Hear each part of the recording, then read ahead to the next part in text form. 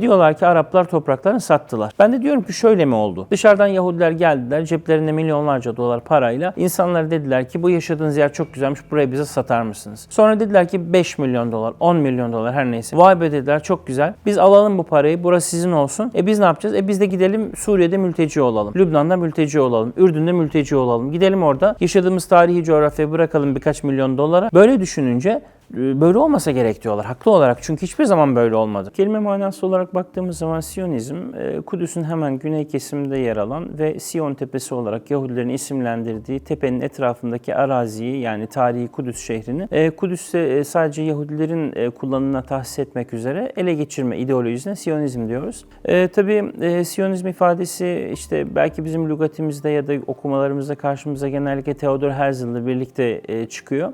Fakat Siyonist ideal, yani Kudüs'e ve Filistin topraklarına yerleşme ve bu toprakları Yahudilere has bir vatan olarak elde tutma ya da işgal etme şeklindeki bir ideoloji sadece 1897'deki 1. Siyonist Kongre ile birlikte başlamadı. Tarihi böyle geriye doğru sardığımızda 1800'ler, 1700'ler, 1600, 1500 ve nihayet 638 yılına kadar geldiğimizde enteresan bir seyir takip etmemiz mümkün. 638'de Hazreti Ömer bizzat Kudüs'ü teslim almak üzere Müslüman ordusu Kudüs'ü fethetmek için kuşatmıştı zaten o dönemde. Bizzat kendisi başkent Medine-i Münevvere'den Kudüs'e geldiği zaman Kudüs'te şehir halkıyla bir anlaşma yaptı. O anlaşma tarihe Ömer Ahitnamesi olarak geçer. Anlaşmanın maddeleri bildik maddelerdir zaten. Kudüs teslim olduğu için Hristiyanlara her türlü hakları teslim edilmiştir. Onların hiçbir şekilde ibadetlerine mani olunmayacaktır. Mabetleri kapatılmayacaktır. Yani hakim bir İslam devleti tarihte hangi hakları verdiyse Hristiyanlara aynı hakları teslim etmiştir. Fakat ilginçtir. Anlaşmada bir madde vardır ki o maddeyi bizatihi kendisi Patrik Sophronius müdahale ederek anlaşmaya ekletmiştir. Hazreti Ömer normal şartlarda şehir halkıyla anlaşma yaparken söz edeceğim maddeden kendisi hiç bahsetmedi, belki aklına bile gelmedi.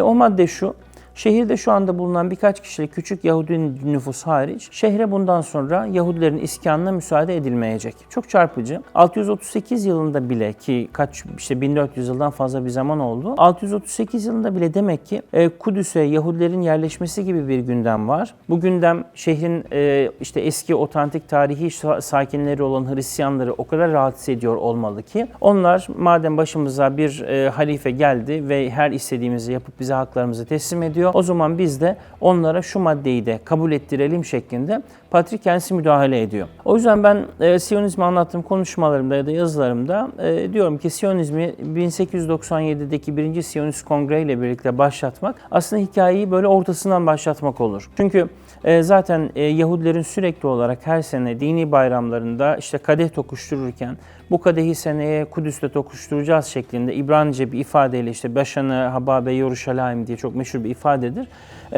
Böyle bir üsluplarının olduğunu, mevzuya zaten hep böyle yaklaştıklarını, Kudüs başta olmak üzere tarihi Filistin topraklarını zaten ele geçirme şeklinde bir niyetlerinin olduğunu biliyoruz. 1897'ye geldiğimizde 1. Siyonist Kongre İsviçre'nin Basel şehrinde toplanırken mevzu daha başka bir yere gelir. Çünkü artık tarihte politik Siyonizm, yani siyasi olarak doğrudan doğruya Filistin topraklarını belli bir amaç ve belli bir strateji dahilinde işgal ederek orada bir Yahudi devleti kurma şeklinde bir somut bir amaç da vardı. O yüzden Osmanlı İmparatorluğu 1890'ların başına kadar Filistin topraklarında işte diğer birçok milletle beraber Ruslar, Fransızlar, İngilizler, Almanlar dönem dönem devlet hangisiyle yakınlaştıysa hangi ülkeyle Filistin topraklarında küçük küçük yerler edindiklerinde, bir takım kiliseler yaptıklarında ya da bazı arazileri kendi devletleri adına orada temsil edilmek için tabii ki ellerine aldıklarında Osmanlı bu dönemde Yahudilere de müsaade etmiştir. Yani 1860'larda, 1850'lerde, 1820'lerde çok devasa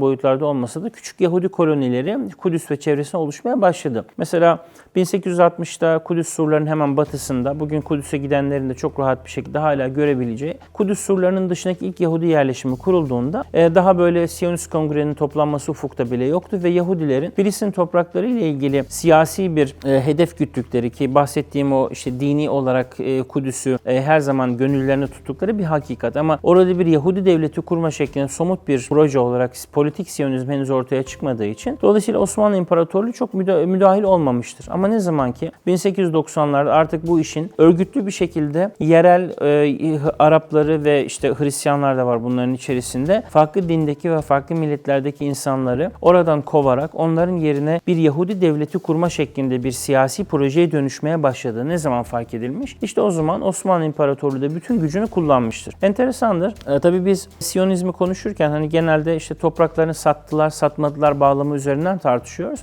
Belki bu toprak satma meselesini ya da bu mülk arazilerin devri meselesini de bu bağlamda konuşmak lazım. Çünkü Osmanlı İmparatorluğu'nda özellikle Sultan II. Abdülhamit'in 1876'da tahta çıkmasına kadarki süreçte Yahudiler de diğer milletler kadar Osmanlı mülkünde sadece Kudüs'te, Filistin'de değil başka yerlerde de araziler edinmişlerdir. Ama Filistin topraklarında şimdi özellikle bugüne bakan insanların yaptığı bir genelleme var. Bilhassa Türkiye'de. Diyorlar ki Araplar topraklarını sattılar. Ben de diyorum ki şöyle mi oldu? Yani mesela bir yerde, bir arazide, bir şehirde, bir kasabada Filistinli Araplar, işte eski sakinleri coğrafyanın yaşıyorlardı. Dışarıdan Yahudiler geldiler, ceplerinde milyonlarca dolar parayla. İnsanlara dediler ki bu yaşadığınız yer çok güzelmiş, burayı bize satar mısınız? Sonra insanlar dediler ki ne kadar vereceksiniz? Çünkü senaryo böyle kuruluyor. Sonra dediler ki 5 milyon dolar, 10 milyon dolar her neyse. Vay be dediler, çok güzel. Biz alalım bu parayı, burası sizin olsun. Biz ne yapacağız? Biz de gidelim Suriye'de mülteci olalım. Lübnan'da mülteci olalım. Ürdün'de mülteci olalım. Gidelim orada yaşadığımız tarihi coğrafyayı bırakalım birkaç milyon dolara, ne kadar verirlerse artık, ve gidelim orada tamamen gayri insani şartlarda varlık mücadelesine başlayalım mı dediler diyorum ben. Hani topraklarını sattılar diyenlere.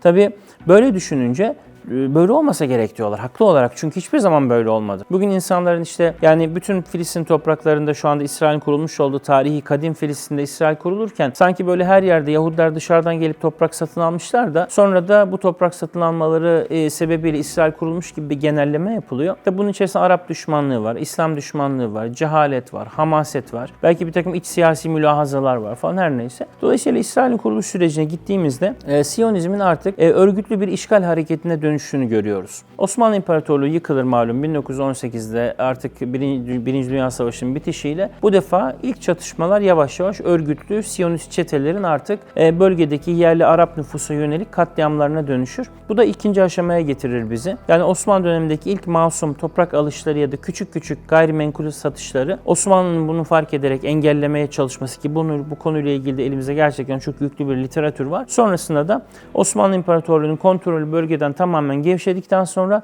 tümüyle dışarıdan yoğun bir şekilde bölgeye göç eden, bilhassa dışarıdan göç eden Yahudilerin yerel halka, orada yaşamaya devam eden insanlara yönelik katliam süreçleri 14 Mayıs 1948'de İsrail'in kuruluşuna kadar, özellikle 1920'lerden ki İngiliz mandası vardır 1920 ile 48 arasında 28 yıl boyunca İngiltere tabi dönem dönem Arapları, dönem dönem Yahudileri, dönem dönem ikisini birden, dönem dönemde hiçbir tarafı desteklemek suretiyle bölgede hakikaten çok ikircikli bir politika takip etmiştir ve nihayet 14 Mayıs 1948 gece yarısında manda resmen sona erdiğinde bölge o zamana kadar yaşanan bütün çatışmaların ortasında Arap-İsrail savaşları dediğimiz sürece sürüklenmiştir. Tabii öncesine baktığımızda elimizde tabii çok somut veriler de var. Yani bugün baktığımızda işte İngiltere döneminde, yani manda döneminde hazırlanan, mesela 1945 tarihli meşhur bir harita var. Bu haritada mesela Filistin topraklarında Yahudiler ne kadar araziye sahip, Araplar ne kadar araziye sahip, bunları çok net bir şekilde görüyoruz. Bir de haritanın önemi şu, bu harita İngilizler kendileri hazırladığı için, hani Müslümanlar ya da Araplar hazırlasa diyecekler ki taraflı bir harita olmuş. Ama İngilizlerin hazırladığı bir haritada kuzeyde Taberiye, Safed, Beysan, aşağıda Kudüs ve Yafa gibi tarihi olarak, zaten tarihte de Yahudilerin sürekli olarak yaşamaya devam ettiği coğrafyalar dışında Yahudilerin neredeyse hiçbir yerde arazisinin olmadığını görüyoruz. 1945'te. Bunun tek bir istisnası var. Bugün Hayfa, İsrail'in kuzeyinde tarihi büyük bir şehirdir ve ciddi bir Arap nüfusu hala yaşar orada. Hayfa'da %35 civarında bir Yahudi mülkünün olduğunu görüyoruz. Orada ilginç bir şey oldu. Bunu bence izleyicilerimizin bilmesi gerekiyor çünkü çok önemli bir detaydır. Filistin toprakları tarihi olarak Osmanlı döneminde tabii geniş arazilerden müteşekkildi. Bu geniş arazilerin birçoğu miri araziydi, yani kamu arazisiydi. Ama önemli bir kısmı da, ki yaklaşık olarak bir %10 ve daha fazlasına tekabül eden bir alanda Osmanlı İmparatorluğu farklı dönemlerde şimdiki tabirle toprak ağası diyebileceğimiz önemli ailelere buraları satmıştı. 1870'te Lübnan'da yaşayan Beyrut ve diğer şehirlerde özellikle Doğu'nun Rothschild'ları olarak bilinecek şekilde bankacılık sektörüyle de son derece ilişkili bulunan bir aile, Sursuk ailesi İstanbul'dan göç etmişlerdir. Daha sonra Osmanlı döneminde Kudüs'e Lübnan'a yerleşmişlerdir ve sonra da arazi satın almak ve bankacılık işlemleriyle ilgilenmişlerdi. Tabii arazi satın almak derken sadece arazi satın almıyorsunuz. Arazinin üzerinde yüzlerce köy, bunun üzerinde de binlerce insan var. Eski maraba usulüyle. Yani dolayısıyla siz bir toprağı satın aldığınızda o topraktaki bütün emeği ve insan gücünü de satın alıyorsunuz. Eski usul. Sursuk ailesi Merce İbni Amir isimli bir vadi var orada. Cezrail Vadisi diyorlar Yahudiler kendi dillerinde. Orayı 1870'te Osmanlı yönetiminden aldı ve daha sonra orayı parsel parsel satmaya başladı. Osmanlı bunu fark edince Osmanlı yıkılana kadar kesin bir şekilde oraya müdahil oldular ve sattırmamak için uğraştı bütün yerel yöneticiler. Ulema fetva verdi. Osmanlı merkezi yönetim duruma müdahil oldu. Ama ne zaman 1908'de sonra 1918'e kadar yaklaşık bir 10 yıllık bir ittihatçı yönetim Osmanlı İmparatorluğu'nda başa geldi. Filistin topraklarındaki en net sonucu ittihatçıların başa gelmesinin Yahudilerin mülk satışının tekrar serbest bırakılması oldu. Ve bu bağlamda mesela sadece Hayfa civarındaki Yahudi yerleşimlerinin kurulması ile ilgili bölgenin dışında yaşayan, bölgeyle organik, duygusal ya da dini bir bağ bulunmayan, üzerinde yaşayan Arap ve Müslüman köylerle birlikte araziyi tümüyle satan Hristiyan bir aileden söz ediyoruz. Dolayısıyla topraklarını sattılar, bak delili de bu. Gazze'liler çünkü falan dediğimiz bütün cümlelerde iç içe birçok çelişki var. Bu açıdan baktığımızda Siyonizmi öncelikle bir duygusal bir yöneliş, Kudüs'e yönelik. Daha sonra 1897'deki 1. Siyonist Kongre ile birlikte artık örgütlü, katliamı, tehciri ve her türlü insanlık dışı saldırıyı yöntem olarak kullanan bir kolonizasyon, yani bir yerleşim ideolojisi olarak tanımlamamız gerekir. Tabii Siyonizmin kendi içine farklı çeşitleri var. Kültürel Siyonizm var. Tamamıyla işi kültürel boyutta ele alan. Bölgesel Siyonizm var. Bölgesel Siyonizm dediğimiz zaman Filistin topraklarının şart olmadığını savunuyorlar.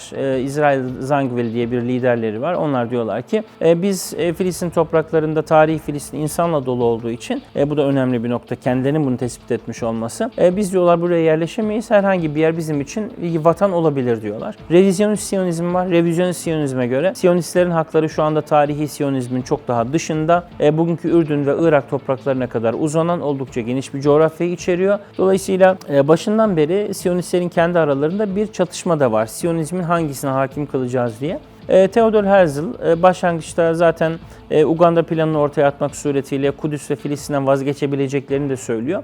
Ama kendisi 1904 gibi erken bir tarihte ölünce Siyonistler kendi aralarındaki ihtilafları daha da derinleştirerek farklı fırkalara, farklı gruplara ayrılıyorlar. Şu anda İsrail'in başında bulunan Başbakan Benjamin Netanyahu bahsettiğim akımlar içerisinde revizyonist Siyonizme bağlı. Yani İsrail'in sınırlarının, yani Yahudi devletinin sınırlarının tarihi Filistin'in çok daha ötesinde Ürdün'ü ve diğer bölgeleri de kapsaması gerektiğini söylüyor. Biraz geriye gittiğimiz zaman enteresan bir çizgi var. 1915'te tam da Çanakkale Savaşı'nın olduğu aylarda Gelibolu cephesine Mısır'da eğitilen bir katır bölüğü sürüldü, sevk edildi. O katır bölüğü Siyon katır bölüğü olarak tarihe geçti. Başında 2 tane önemli isim vardı. Bu İngilizlere bu projeyi kendileri sundular ve Yahudiler olarak Osmanlı'ya karşı İngilizlerin saflarında savaşmak istediklerini bizzat söylediler. Bunlardan bir tanesi Joseph Trumpeldor'du. O 1920'de ölecek zaten ama diğer lider Vladimir Jabotinsky revizyonist Siyonizmin kurucusudur. Kendisi 1940'ta ölmüştür ama ölünceye kadar önemli bir ismi yetiştirip yerine bırakmış. Orada Menahem Begin'dir. Begin, İsrail'in kuruluş sürecinde Irgun terör örgütü, Siyonist terör örgütünün kurucusu ve aynı zamanda birçok kanlı eyleminde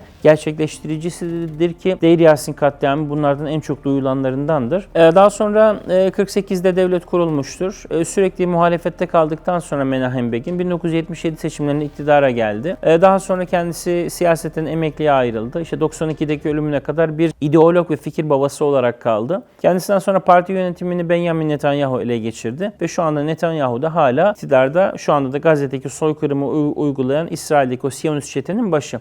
Yani 1915'te Osmanlı İmparatorluğu'na karşı İngilizlerin saflarında savaşan çizgin temsilcisini görüyoruz şu anda İsrail'in başında. Osmanlı'yı kim arkadan vurdu? Belki bunu bir de bu açıdan bakarak tekrar tartışabiliriz.